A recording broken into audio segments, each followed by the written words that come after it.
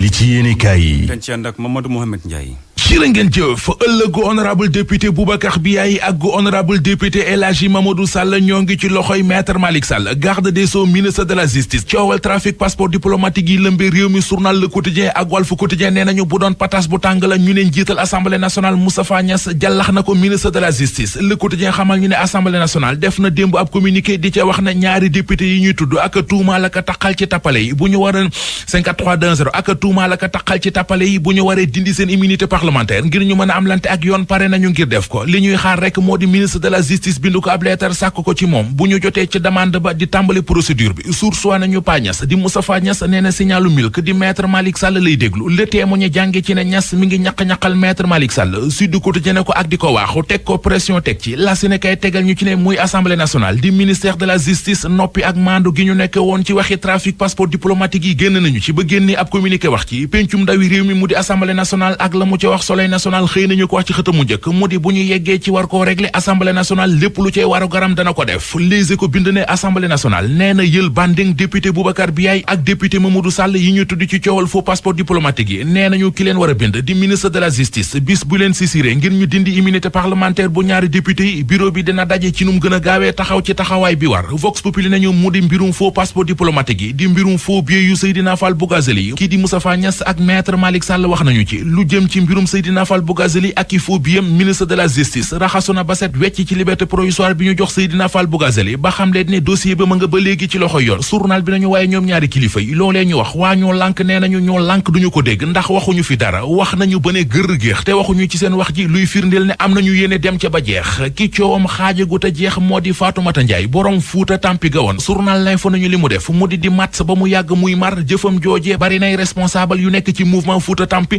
mënuñu ko wanaasu Baye Niass bokk ci ñi sos Fuuta Tampi ni ci xët mu njëkk yéenekaay bi moom Fatoumata Ndiaye ministre intérieur Antoine Diome moo ko may benn wata léegi ñaari wata la yor di ko doxantoo ci tabaski gi dafa dem ci Aline Doumbérou Sow moo ko jox xarum tabaski te it yëg nañu ne moo ngi lijjanti passeport diplomatique ci gaañ mu ne bu ñu ko masaana wax waxi na wooteeb assemblée générale ngir ñu wax ci bureau mouvement bi li mu ñu doon tont moo di may leen ma fii ak juróom benn weer ndekete booba dafa bëggoon temps ngir mën a génn réew mi Tribune nañu kàddug Fuuta Tampi di Fatoumata Ndiaye nee nañu ñaari wata ak kër la ñu ko jox moo ko tax a suppiku Les Échos nañu bu Fuuta Tampi wulit moom Fatoumata Ndiaye tampi na ndax li mu dégg ci ay xas dégg ko ci ay xaxar dégg ko ci ay saaga dégg ko ci wax ju ñaaw jéggi na dayo xawma kan waaye moom diggante démb ak bërki démb jommi na njuumay politique mooy Macky Sall waxuma ko Alioune Tine moo ko wax ji mi ngi ci l'Observateur ubbil yéenekaay bi njiital Afrikajom Center di Alioune Tine nee na Macky Sall mosar la ci wàllu politique nee na moom Alioune Tine comprendre na li tax ba Macky Sall nangoogu ta wax lu leer ci mbiri troisième mandat bi ñii di waa mouvement Y'en a marre Alioune Tine mi ngi leen di wax ci biir l'Observateur ne waruñoo jóg ci di fàggu te xam ne nguur gi fi nekk duñu leen may dara source nañu waaye ñoom waa mouvement Y'en a marre it mayuñu dara nguur gi fi nekk ñoo ngi yokku seen loxo di yokku seen jéego ne ginnaaw doxub ñaxtu bi ñu ne dañu koy def bu màggal gi weesoo porté nañu plainte préfet bu Ndakaaru maire bu Ndakaaru di Soham Wardini mook Barthélémy Dias bu ñu moytuwul des na leen masa àtte ci réew mi Les Échos nañu lu yéeme moo am ci réunion bi coalition taxawu Dakar doon def ci week-end bi madame la maire Soham Wardini dafa gedd ndajama ndax Barthélémy Dias da koo traité de intérimaire Soham Wardini ne ko comme ab intérimaire la gisatuma lu ma fi def yéenekaay bi nañu ci la buubee ay kaakeem dajale ay kalma njangaanam lem ay déebam ki déebaa déebam dem yoonam NCA assurance. trafic bu ñu ruumanat ci visa ak passeport diplomatique assemblée nationale ne pare na ngir daal di summi malaanu kiraayu ñii di ay député ñu tudd ci mbir moomee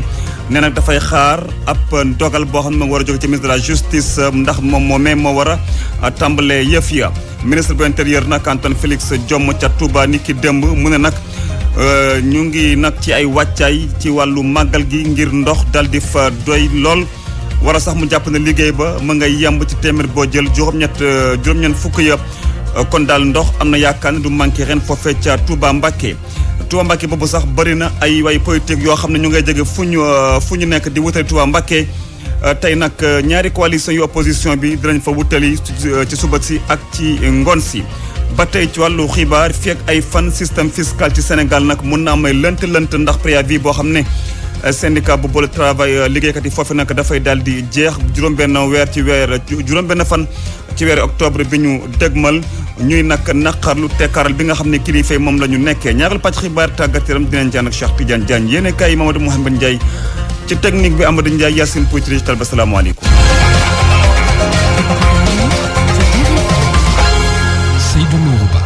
mbokk yi dal leen jàmm bisimilah dañ koy tàmbale ak ay député yu tudd ci mbiru ay passeport wala ay passeport ak visa yu ñu daal di trafiqué assemblée nationale de àdduna ci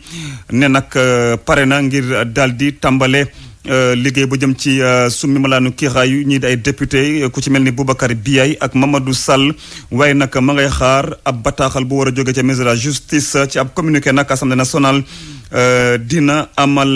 session 2021-2023 fii ak ñett ci ayu bés ñu dégmal bu dee nag ci diggante boobee ministre de la justice jox na ko dogal dina ci waxtaan nu mu gën a gaawe ngir xool yëf nan lay demee. ñu waxtaanee màggalu Touba gis nañu ci jamono jile ku politique bi ku ne yaa ngi jóge fanga ne wutay Touba Mbacké tey nag coalition boo xam ne opposition bi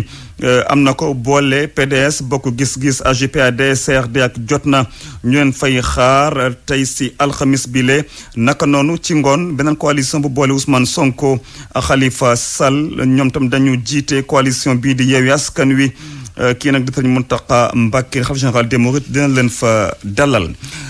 ay fan wala dibeer la ñu war a màggal Touba li nag di organisateurs yi foofee ca Touba Mbacké daal ñu ngi xool réglage yu mujj yi ministre bi intérieur nag ma fa nekkoon ni ki démb ne liggéey ba ci wàllu ndox moom daanaka téeméer boo jël ñu ngi ci juróom-ñeent fukk ya kon daal am nañu yaakaar ne ndox dafa manqué ren jii ne ci sax fii ak samedi bu ci Yàlla àndee lépp dina yemb ngir màggal boo xam ne doon ak benn coono rawatina ci wàllu ndox Antoine Félix Diome ak Mamadou Diagne. gis nañ ni li service su état bi jëloon ci wàllu engagement ci wàllu yëpp lu ci nekk daanaka matal nañ ko am na ci yoo xamante ni liggéey bi des na waaye li ci des lu tuuti la xañ na fileeg tey ak suba dinañ ko mottali soobe yàlla am na loo xamante ni tamit ay xalaat yu bees la yu fi juddu yoo xamante ni buñ ci sukkandikoo muy màggaluk ren gi waaye muy màggal yii ñuy ñëw dina gën a yéwénal ànd bi ñuy ànd di liggéey waaye dina gën a yéwénal tamit résultat yi nga xamante ni moom la ñuy séntu ci liggéey bi état bi war a taxaw ci wetu comité d'organisation bi ñu jeexalee waxtaan wi gis nañ ni engagement yi service su état bi jëloon lu ci bari def nañ ko ba daanaka sotti na li ci noppiwul diggante tey ak suba war nañ koo sottal loolu nag bu amee dañ koy sant yàlla waaye tamit exercice bi ñu def nii li ñu def nii tey wàllu transparence la wàllu leeral la ndaxte du doon loo xamante ni dañuy tëju ni caméra yi du ñu nekk ci biir salle bi wala dañuy waxtaan loo xamante ni kenn du ko fekkee wala dañuy ñëw ni def nañ lii te fekk defuñu ko lu mu ci doon dañuy wax ni lii lañ def ñi yor comité d'organisation bi ñu laaj leen lan ngeen ci xalaat li ci jara joyanti ñu joyanti ko li nga xam ne d'accorduñ ñu ni d'accorduñ li nga xam ne ànd nañ wala ñu gën koo rafetal ñu gën koo rafetal loolu nag ñu ci sant bu baax comité d'organisation bi ci seen lëkkaloo di sant bu baax Serigne Cheikh Bass Abdou Khadre Mbacké. RFM rajo askan wi. wax na leen ko ci bopp xibaar yi système fiscal ci mim réew nag dafa nar a tàggatémbe li ko waral mooy préavis de grève bi nga xam ne syndicat bu boole liggéeykatu administration fiscale dañ ko dugaloon app bi juróom-benn far ci weeru octobre bu ñu dégmal la kon yàggatul waral nag ba ñoom ñooñu di ay liggéeykat ne ñu ngay naqarlu seen kilifa yi nu ñu xëccoo ak ñoom secteur bi nag ku moyul moom dina am ay jafe-jafe yu doy waar lii nag mooy déclaration bi nga xam ne syndicat bi amal na ko jiite ko démb la woon laykat yooyu lay kaddu Alassane Ba ci téléphone bekk Ndate Diop. am nga ku dugal préavis de grève mooy ki nga xam ne kër gi dafa am ay jafe-jafe te dafa bëgg ñu woo ko waxtaan moo tax soo ko déposé da nga am nga 1 mois avant ngay def li nga xam ne moom la droit syndical permettre maanaam sitting grève ak leneen mais ñun dañoo gis ne buñ ko defee ñi nga xam ne ñoom lañ ko seqal doole lañ génne mbolde lañ génne doole dañoo affecté secrétaire général bi naan génne ko ba pare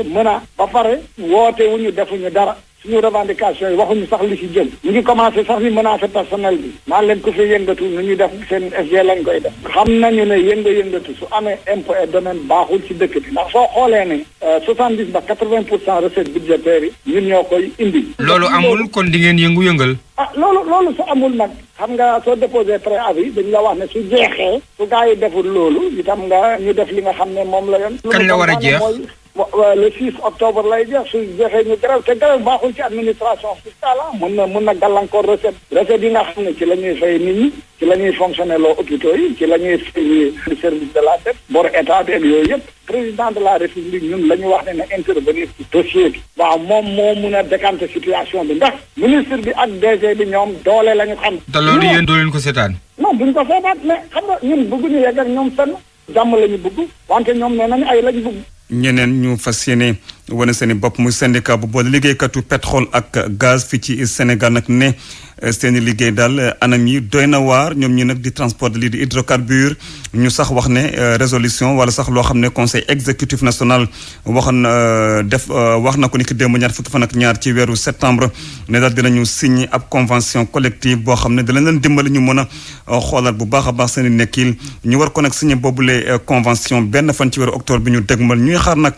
ñu nag jàpp ne dinañ def lu ne ba ñu daal di appliquer ne nu mel Ibrahima Jàmme ci ay leeral. liggéeykat yi yëngu ci wàllu transport hydrocarbure mën nañu am yaakaar ne kon seen jafe-jafe yi ñu doon dund ak coono yi ñu doon daj dana jeex ak convention collective bu bees bi ñu nar a xaatim ci weeru octobre bu ñu sukkandikoo ci kii di secrétaire général national intérimaire bi di Sara Konaté daañu def lépp ngir ñu mën ko doxal. li nga xam ne yaakaar ñu ngi ko doon bébét nit ñi foog ne du sotti yàlla dimbali nañu ba yegg na mooy defal waa transport hydrocarbure ñëpp ñun féetee ci transport hydrocarbure ñi nga xam ñooy yóbbu carburant bi defal leen convention boobu tey ji yàlla dimbali nañu ba sotti na le premier lañ ko war a signé dañ lañ sax invité ngeen gis ko boobaa texte yi dinañ ko vulgariser ça dinañ ko wone ñëpp xam lépp nekk ci biir parce que li ci nekk am na solo trop. ci gis-gisu Cheikh Diop di président syndicat bi doon secrétaire général national CNTS FC lii ndam la te liggéeykat yëpp daañu ci gis seen bopp. parce que convention boobu boo ko jàngatee daanaka lépp a ngi ci lépp lu nga xam ne secteur pétrole am na ko moo xam indemnité de logement la moo xam retraite bénévole pétrole la moo xam 13e mois moo xam prime de risque lépp daal mën naa wax ne tënk nañ ko ci biir convention boobu te loolu amutoon am nañ grille salariale am nañ aussi annexe classification léegi kuy liggéey ci secteur boobu di nga xam fan lañ lay dugal donc secteur boobu daal wax dëgg yàlla texte yi ñu defar war ko signer le premier bii di ñëw ci kattanu yàlla ak autorités yi ak employeurs yi pare nañ ko te buñ ko signer secteur transport hydrocarbure dina nekk secteur bu normal. bu ñu sukkandikoo ci seen chiffres yi nag 90% ci société yi nga xamante ne ñoom ñooy yëngu ci wàllu hydrocarbure ci informé kat yi lu leen neex lañ leen doon teg. Ibrahima Jàmme ñay liggéeyee ca mairie bu Kaolack nag bokk ca CNTS ñoom it tey jii la ñu fas yéene déposé seen préavis de grève ti alxames bile seen secrétaire général nag ne 2016 ba tey mairie ba versé wul benn cotisation ngir liggéeykat yi foofu ca IPRES boole ci liggéey bi ci anam yu doy waar lañ koy daal di amale seen préavis bi sax dañ cee fas yéene amal sitting bu ñu ñibbisee ca Magal Touba Abdou Diagne moom mooy secrétaire général syndicat ñay liggéeyee ca mairie bu Kaolack mu ngi ci micro bi ak Pape Mbaye Diaw. ñu daje woon en assemblée générale pour waxtaan problème yi nga xamante ni bi tey jii moom nañu jànkonteel problème bi mooy depuis presque 1 an ñu ngi daw ci ay suñuy problème yoo xam ne suñuy problème droit la à savoir suñu état IPRES yi nga xamante ni bi tey jii état nominatif yi depuis 2016 mairie bi déposé ko IPRES habillement du personnel ñi nga xam ne ñoo nekk ci voirie bi archive dans les postes de santé jotuñu dara donc avancement automatique yi la même chose avancement grade yi la même chose mais nag lu ñu bëgg mooy que nañu régler problème bi suñ ko réglé wul préavis bu jeexee au mois d'octobre daañu xam ne lépp dëgg la suba bu neexee yàlla fi jaaree dinaa la woon décharge yi après màggal bi sitting yi la ñuy def parce que comme fi mu nekk ni fii rek màggal dara xaju fi mu nekk ni koo wax ma kenn talul dara ñëpp Touba lañ tal muy Tijaan nag muy Xaadir rek muy Laayeen muy Murit ñëpp Touba lañ tal bu ñu jógee màggal Touba nag daañ leen convier ngeen ñëw fii ci sitting bi ngi def fii lañ koy defee takk suñuy brassard rouge keroog ñuy régler suñuy problème juróom-ñett waxtu teg na juróom fukki simili fii ci rajo Futurs Médias. pour man RFM mooy rajo bi gaaw ci xibaar yu wóor. RFM xibaar yu wóor te wóor. ñu waxtaanee li di xorom ci mim réew bu dee nag dañ ko daal di organiser bu baax a baax mun naa dimbali ñu suqali koom-koom ci mim réew di ay kàddu ministre bi ñu dénk lépp luy plan Sénégal émergent Abdou Karim Fofana nag ne woon ni ki démb ca Fatick ci ab industrie boo xam ne dañu daal di jël xorom defar ko ba ni mu war a mel waaye tamit tasek ñay yëngu ca nenu mel nag mu jàpp ne bu dee ubbi nañu usine boo xam ne daal mun na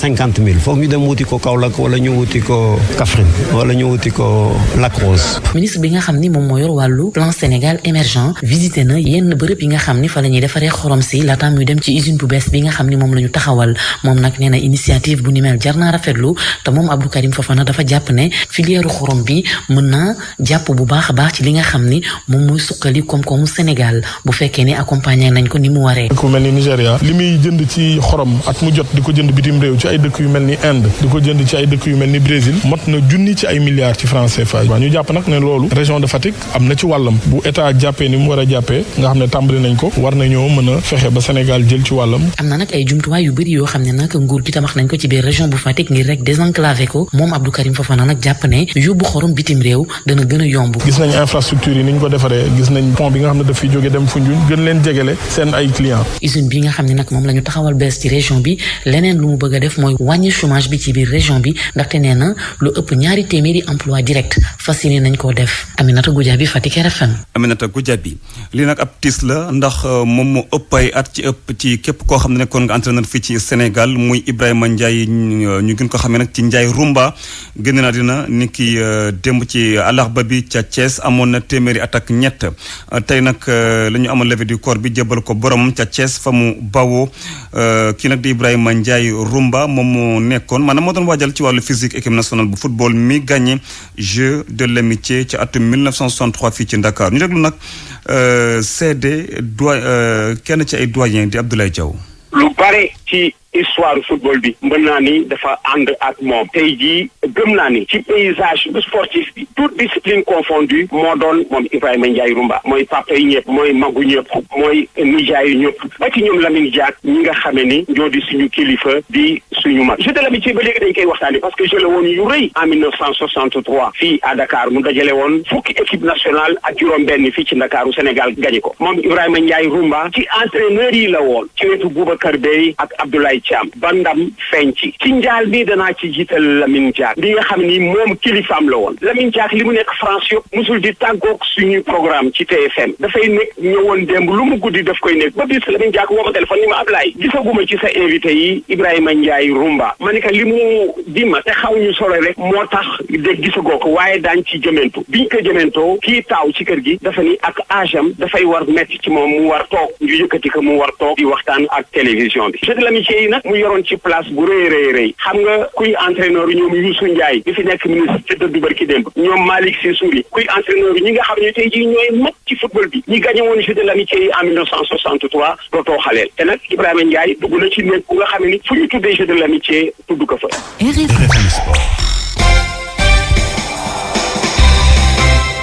tàggat yaram Cheikh Tidiane Diagne Cheikh maa ngi lay nuyu. maa ngi lay fay Seydou Nourou. xaar nga sport yi woon. waaw dama dawoon dawi footing bu ndaw ñëwaat. yow rek mën ngaa daw léegi. kan man mën nga de. je suis frêle hein. toogal foofu. waaw après ñu wax ci ñu tàmbalee afro basket ci jigéen ñi foofu ca Yaoundé. waaw jàppale ni tey jii ci bu 13h jotee di heure Ndakaaru si la ñuy daal di amal quart de finale diggante Sénégal ak Mozambique nga xamante ni démb ci wàllu 8e de finale daal mujj am ndam ci diggante mag ñi di waa Kenya 72-52 Sénégal nag di tase équipe nga xamante ni ci atum 2019 ñoom ñoo tase woon ci wàllu demi-finale ñu ànd seeg suñu ndaw bu ñu yebal foofu la ca Yaoundé ca Cameroun di Soda Thiam. fi mu nekk nii nag wure ba dem na këng Sénégal Mozambique lay am ci quart de finale yi di ab équipe boo xamante ni sonaloon na gaynde yi ci édition gi weesu ca Sénégal ci loolee nag kenn ci meneuse yi di ñu xamal ne xam nañ bu baax la nga xam ne moo leen di xaar Bintou Diémé. qui nous a fait souffrir lors du dernier Afrobasket 2019 à la maison. sonaloon nañu torop ci Afrobasket bu mujj bi ca Ndakaaru équipe la boo xam ni dafa ànd ak xadar te tamit nañu xaar ci biir match bi ñu jéem ñoo tekk pression tuuti ciblé nag ay joueuses sax ku ci mel ni man mi wala Yacine cadre yi sax xam naa ne duñ leen bàyyi ginnaaw ñoom daal xam naa ne dinañ jéem a def seen kéem kattan ngir bunduxatal ñu waaye ñun loolu duñ leen ko may dañuy def lépp lu ñu mën gën a concentré wu ci match bi ndax équipe bi gën a nar a concentré wu moo nar a gagné gi la match fi mu ne nii moom suñu xel dal na ñun ñëpp xam nañ lu ñuy xaar bu baax te dinañ ci bay suñu wax. extrêmement motivé ak kay tàggat yi jigéen yi xamal ñu ne équipe bi mi ngi ci forme moom Moustapha Gaye rax ci dolli ne ñaari fan yi ñu bër daal dina ci profito ngir defaraat yenn rëq-rëq. équipe bi moom macha allah xale yi vraiment ñu ngi wax ak ñoom ñu ngi liggéey ci vidéo yi ñu ngi corriger li ñu war a corriger dafa ça va parce que Bintou Diémé ak Mati Fall préparé nañu seen bopp xam dañ ne de grande pression mais Bintou a beaucoup d'expérience machallah et que vraiment là il est au top quoi vraiment pour bien faire le match quart de finale et je pense que Iliman Diémé et Bouna Ndao tamit préparé nañu baax pour apporter un plus dans le secteur des arrières dañu gën a def focus ci suñu jeu corriger li ñu war a corriger. Sénégal nag di ki alxamis gi lay jàkkaarloo ak Mozambique bu 13h GMT jotee waaye laata googu la jongante ka nga xam ni moo tegle ñaari yoon jël Afrobasket bi di Nigéria moom dina jàkkaarloo Côte d'Ivoire kay dalal jongante gi nag di Cameroun moom bu 17h jotee dina jàkkaarloo ak Égypte Mali moom it fas yéene am Angola mu ne woon Soda Thiam fii ci Yaoundé ngir Radio Futur Média. Soda Thiam fii ci kanam incha allah 10h Nigéria mi nga xam te moo di équipe championne en titre dana tase ak ñi di waa Côte d'Ivoire ba tey ci wàllu quart de finale 13h nañu ko waxee diggante Sénégal ak Mozambique di ngeen ko mën a déglu tamit en direct fii nii ci Radio Futur Média 16h Cameroun mi ko organisé dana tase ak ñi di waa Égypte quart de finale bu mujj gi nag 19h diggante Mali lay daal di doon ak ñi di waa Angola. ñu daal di waxtaanee wàllu football ak affiche finale Coupe du Sénégal ci senior yi dana dox ci diggante Casa Sport bu Ziguinchor ak Jàmbaar bu Saly club bu Saly bi nag démb ci demi-finale bu ñu doon amal seen digg ak ñi di waa AS Pikine ñoom ñoo ca daal di am ndam 3-1 yëf yi nag ma nga amee woon ci stade Fodé Wade bu Saly ci teewaay Abdourahmane Diallo. 3-1 mooy score bu mujj diggante Jàmbaar ak AS Pikine académiciens yu nekk Saly ñoom ñoo daal di gagné demi-finale Coupe du Sénégal bi Bruno Rohar moo leen di tàggat. moi je reste sur ma face sur le contenu. dëgg la sax ñun ñoo gagné match bi waaye am na lu bëri li nga xam ni des na ndax deuxième mi-temps bi gis ngeen ni mu demee teewul ci état d'esprit bi gis naa ay joueurs yi nga xam ne yenn saa yi dañu def erreur fexe góorgóorlu ba mën a rectifier waat seeni erreur donc rafetlu naa ko kontaan